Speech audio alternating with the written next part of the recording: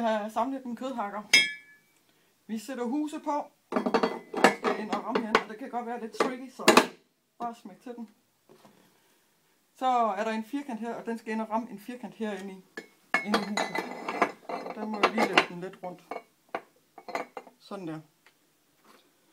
Så skal vi have den her.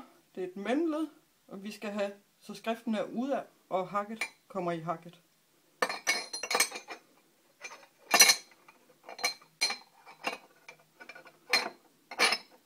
Sådan der. Så skal vi have kniven på, og der skal skriften også være udad og i hak. Og så skal vi have hullerne på, og der skal vi kunne læse skriften og i hak. Sådan der. Og et mellemstykke, der skal også i hak. Og så skal vi have den sidste på.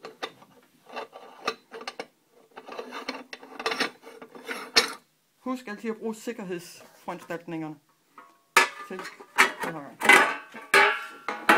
Aldrig fingrene i.